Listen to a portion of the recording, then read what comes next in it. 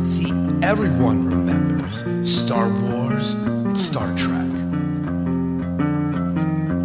But see, there's other sci-fi voices of shows and people that we might forget. So if you haven't thought of Dollhouse, classic Battlestar, or Babylon 5 in a while, you gotta listen in. It's a sci-fi diner classic, voices from a long time ago in a galaxy far, far away. It's a sci-fi diner classic, bringing you voices from the past. No, we ain't hearing things. It's a sci-fi diner classic. Don't give me no news, just give me interviews and nothing else. No, nothing else.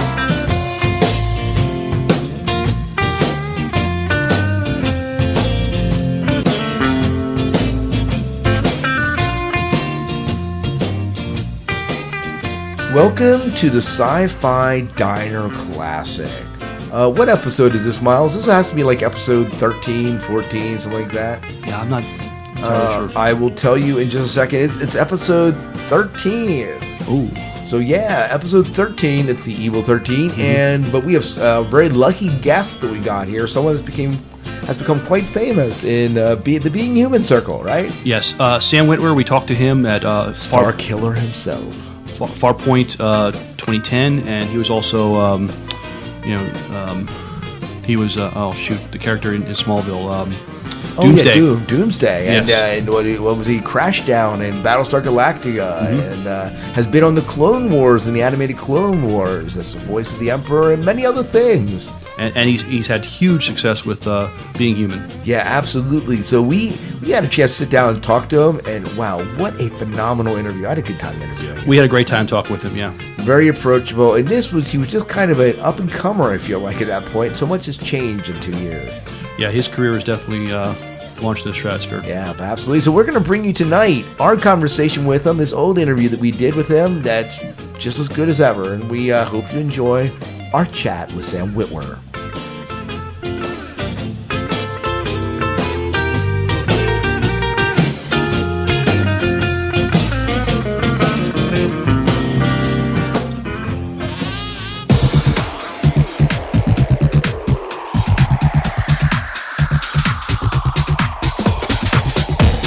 Welcome back to the podcast.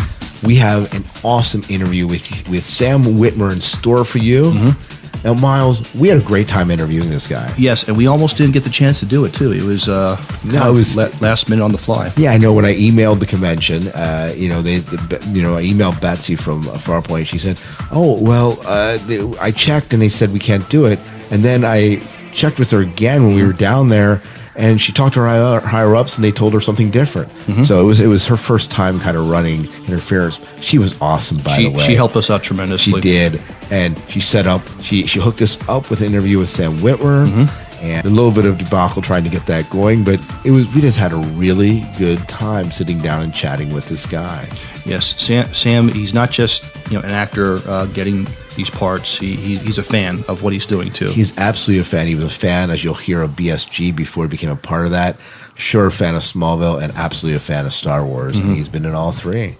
And he was a last-minute guest replacement, so it's very serendipitous that we got a chance to talk with him. Yeah, it was surreal. Mm-hmm. Well, let's don't hold it off any longer. Let's bring on that interview.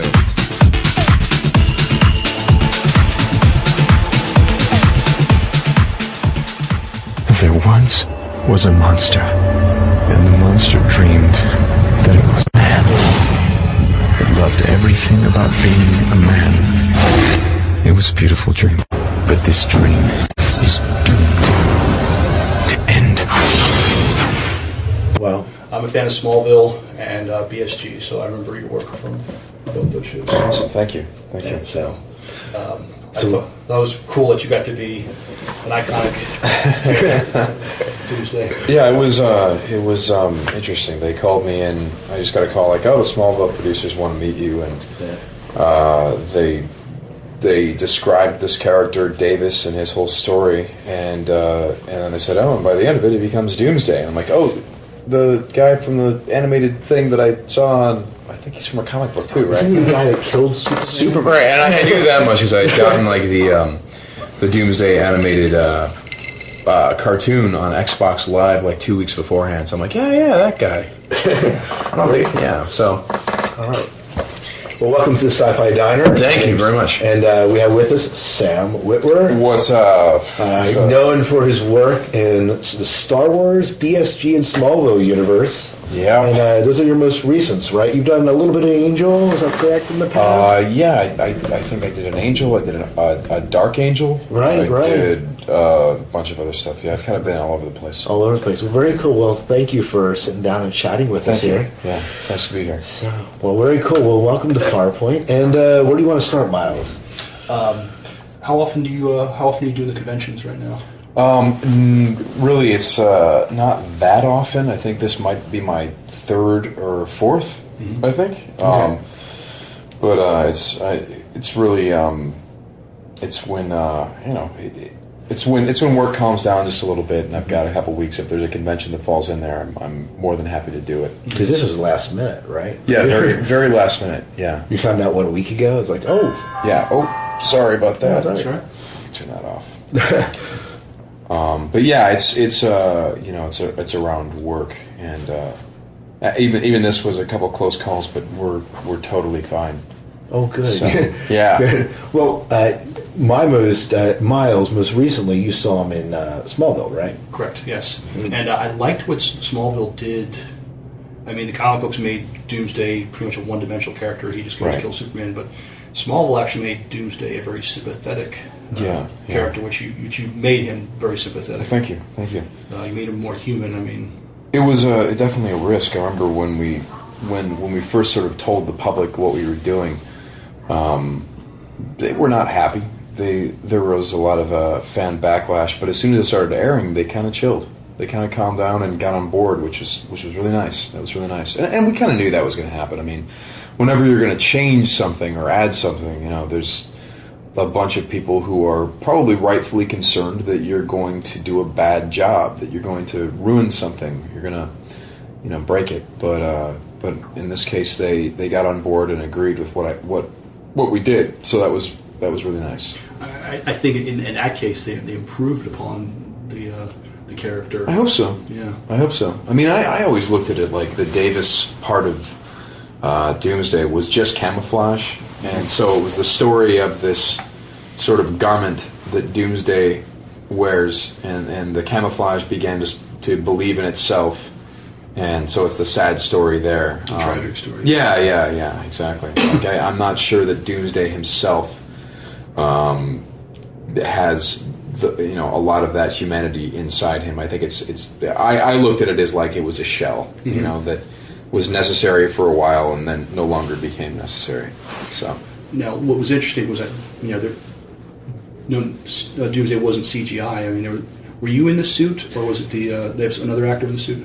The suit was very uncomfortable, or so I've heard, because I was not in it. I got to hang out and relax while a very cool guy named Dario put on the suit, which was great because my presence could be felt in an episode, and I could just be relaxing somewhere. Very nice. So that was nice. Yeah. Nice. Well, now, is that because you've done stunts before? I saw you were credited Crash, right? Yeah. I think it was mostly because I am not 6'5" and super, as wide as I am tall. Because Tom is 6'4", I'm 6'1". And I'm used to being one of the taller guys on the set, but not on Smallville. On Smallville, they're all giants. So, I just wasn't big enough. But also, I actually told them, I'm like, I don't know that I want to do too many prosthetics on this. And they were cool about that. But if you had me in the suit, it just wouldn't have looked right against Tom. It wouldn't have been imposing. Again, on any normal set, sure, it would have worked, but Tom. Not against 6'4" Tom Welling. No. That's why I don't see. I mean, I don't think of Tom Welling as tall, but you confirmed he is 6'4". He's deceptively tall. That guy, and Justin is also the same way. So everyone on that set is very tall, tall people. Now, talk a little bit about your work in The Force Unleashed. Yes. I played the video game. Absolutely loved it. Did you play the video game? Yes, I did. Of course. I'm a gamer, so I'm really into that stuff. And you beat the game playing yourself? Oh yes. How'd that feel to be playing yourself? Yeah, it's the same as it is every day. I always play myself. No, it was really awesome. I mean, being a gamer and being a Star Wars fan since birth, it was incredible to be able to lend my voice to that franchise. And since I've been an actor, I've had very specific ideas of what that requires, and try to bring it to that, and try to create a character that felt like you could put him up to next to Luke and Han, and he wouldn't feel out of place. Right. Make sure that his vocal patterns and the way that he talked and how fast he talked and all that stuff that matched up. I mean, if you watch the original Star Wars. The joke is that George Lucas, the only direction he'd give the actors is faster, more intense. And, they do a take, and he'd go, great, faster, do it more intense, and that was all he would ever say. In fact, there was a story they tell that he lost his voice, so they made up signs, one for faster and one for more intense. And but if you watch that movie, that's the perfect direction for that movie. That movie... all of the dialogue moves at a very quick 1940s clip, and it's very exciting, and it feels very old school that it's that way. I mean, if you watch Maltese Falcon, for example, just incredibly fast, excitingly paced dialogue, and when it's that fast, everything is lent an air of importance, and so we would do a take or something like that. It wouldn't feel particularly Star Wars, and then we'd stop and I'd go, "Well, wait a second. Let's try it faster, more intense," and then suddenly it would work.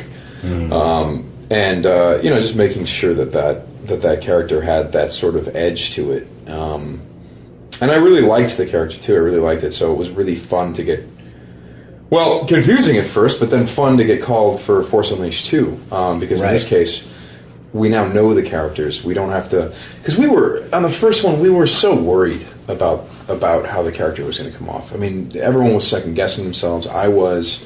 We had endless talks about how do you make this character feel like a Star Wars character? Right. How do you... Why do we... Who is Han Solo? Who is Luke Skywalker to us? Who is Princess Leia? Why are we still talking about these characters 30 years down the road? Why are they relevant? And what is it that we have to add to make it feel like it's from those movies? Because while it takes elements from both the prequels and the classic, we definitely were skewing it toward the classic, if for no other reason than we haven't done that for a while in Star Wars. We haven't visited that sort of time frame, and it's a very specific flavor. Force Unleashed 2, we're just kind of.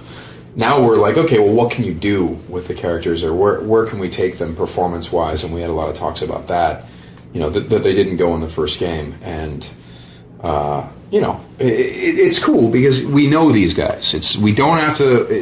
It was a lot more relaxed for that reason.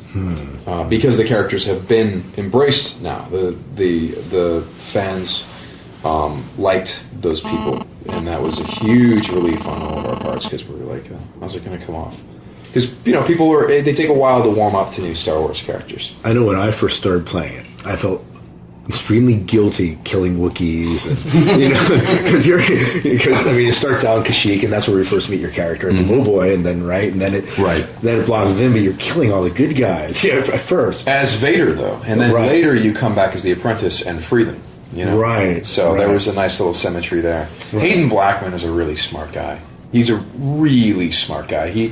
For Force Unleashed 2, the big question, obviously, on everyone's mind is, how is this possible? How does this character return?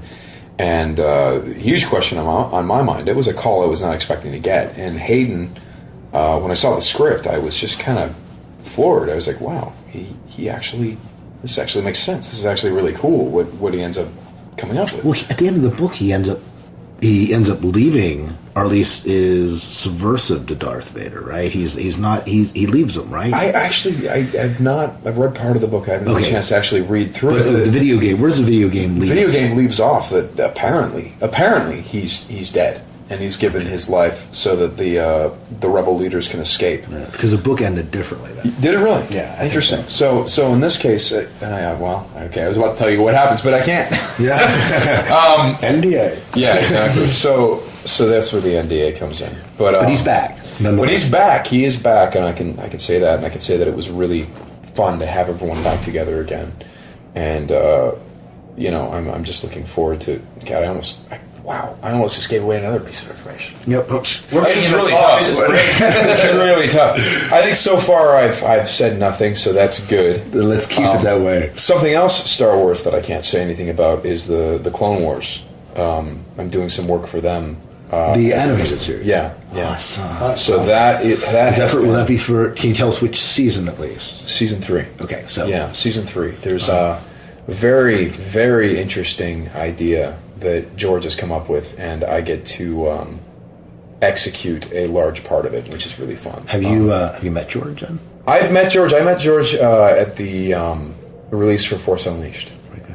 So that's I think I've walked past him on several occasions, but that's when I actually had a chance to talk with him, right, and get him to sign my Force Unleashed poster, stuff like that. There you go.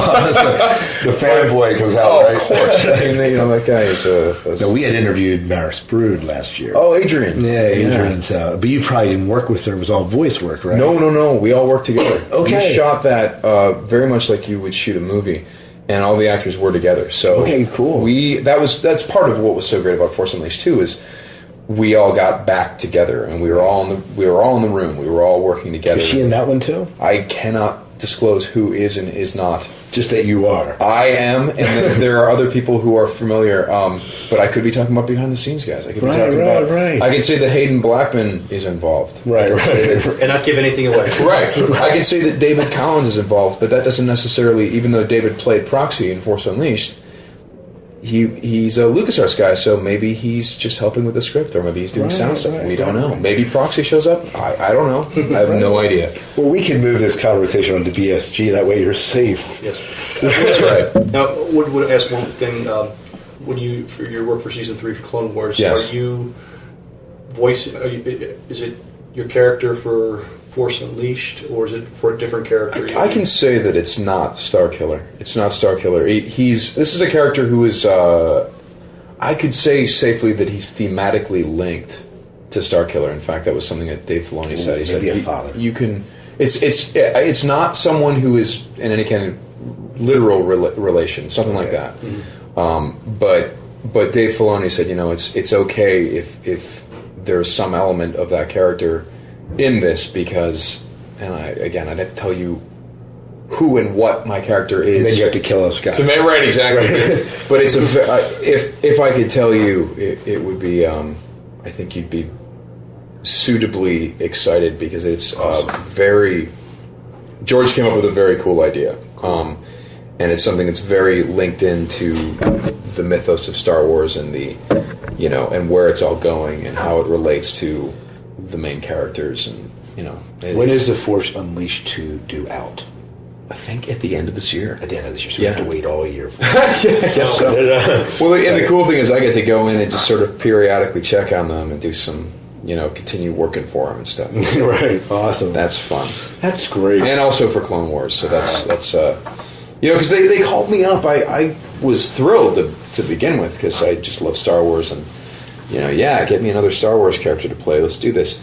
And it wasn't until a little bit later that I was informed, and I guess maybe this information missed me somehow, but that the character didn't just show up once. He showed up, that this was a recurring type of character, so that was neat.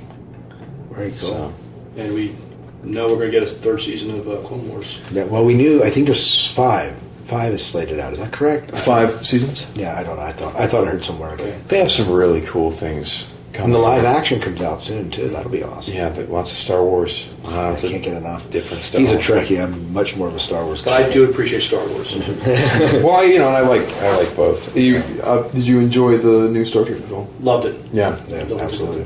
Yeah. Tell us about Crashdown. Crashdown was a character in Battlestar Galactica Season 1 and the beginning of Season 2 who, hope I'm not giving anything away there. dies. He doesn't come to a... No NDA there. But Yeah, doesn't come to a happy end. no, he loses his head over the thing. Yeah, well, that's this thing. He actually gets hit in the back. Everyone thinks he gets hit in the head.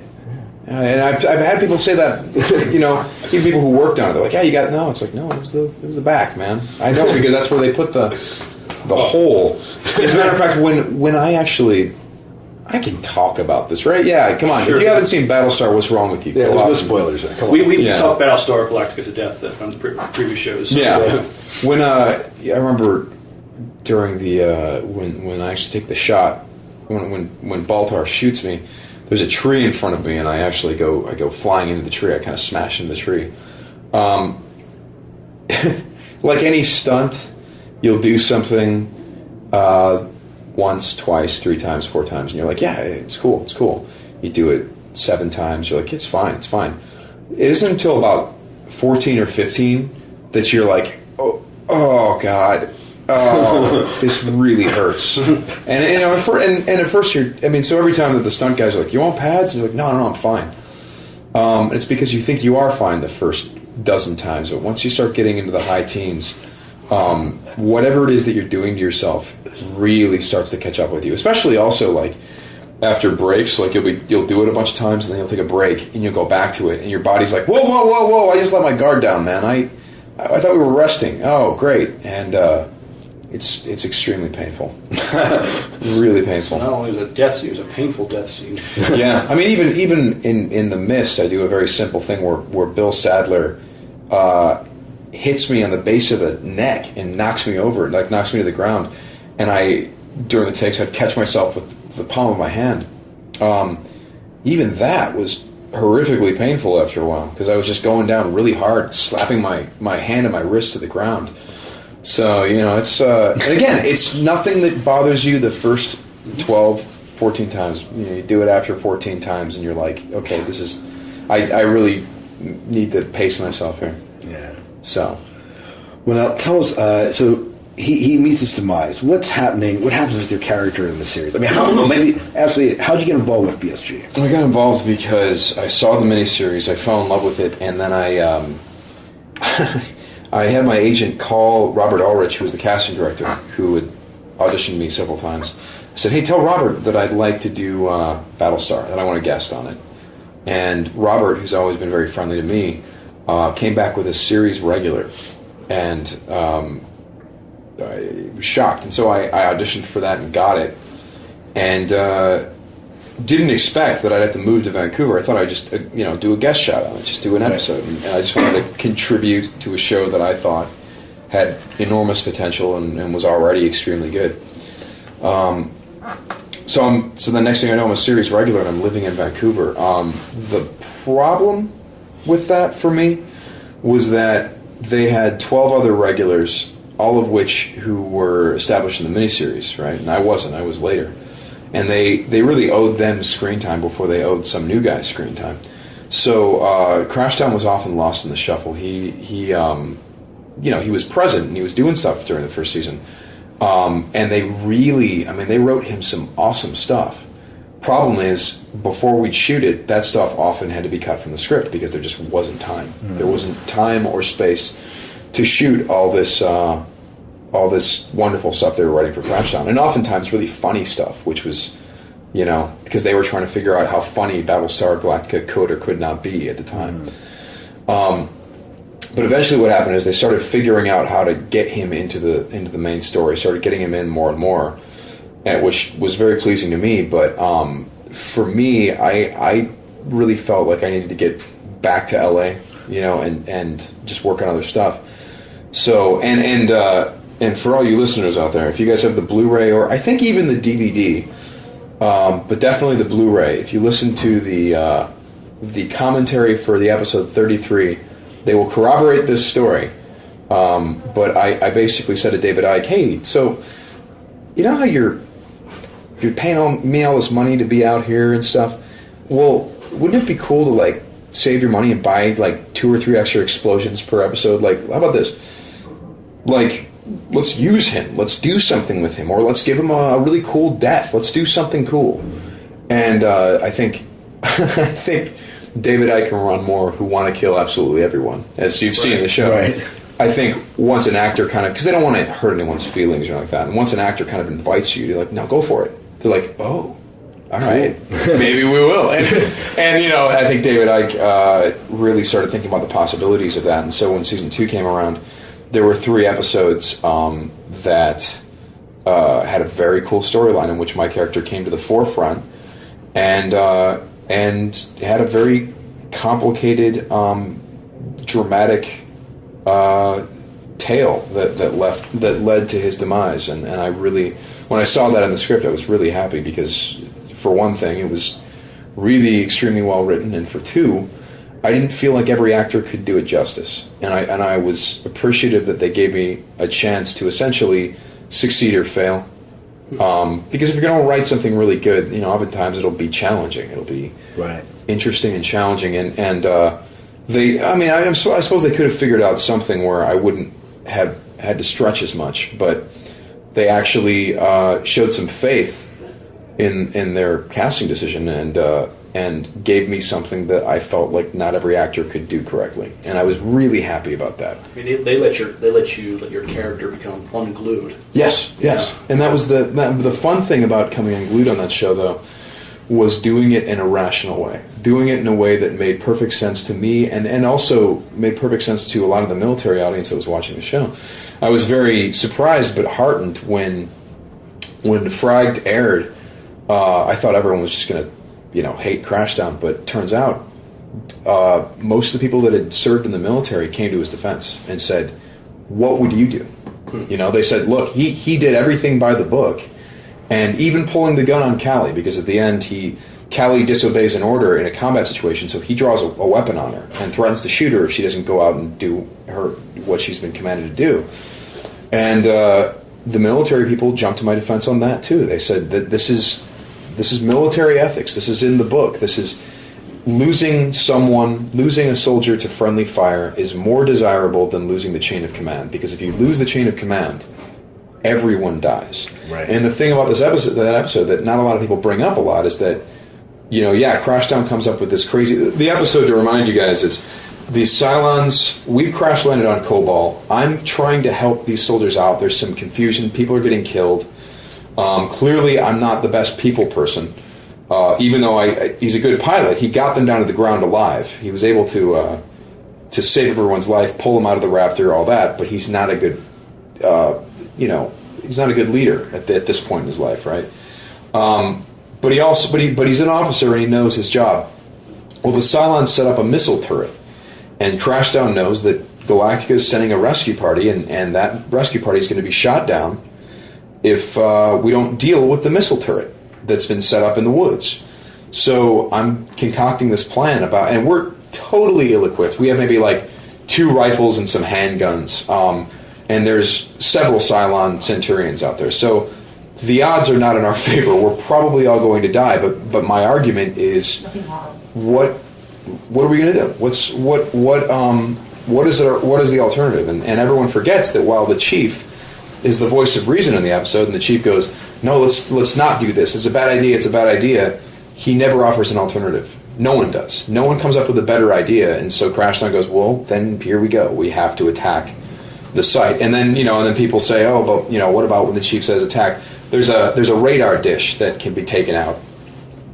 And the thing that people forget is Crashdown got faulty intelligence on that. Baltar lied about the Cylons that were protecting that dish. So what I loved about the episode is there was an opportunity for both sides to be right. There was an opportunity for Crashdown to be fairly rational while at the same time emotionally coming unglued. And the logline for the episode was, oh, Crashdown goes crazy, but I was like, no, I'm not going to play it like, you're not going to spray me down with sweat and I'll be gritting my teeth throughout the whole episode. I mean, we've seen that a million times. We've seen it. What we haven't seen is a story about a guy who almost gets everyone killed because he cares too much.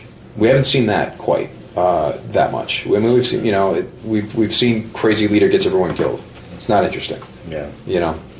I appreciate that. Well, I'm not going to play it like, you're not going to spray me down with sweat and I'll be gritting my teeth throughout the whole episode. I mean, we've seen that a million times. We've seen it. What we haven't seen is a story about a guy who almost gets everyone killed because he cares too much. We haven't seen that quite that much. I mean, we've seen, we've seen crazy leader gets everyone killed. It's not interesting. Yeah. I appreciate that. Well, thank you so much for sitting with us and talking with us a little bit. Yeah.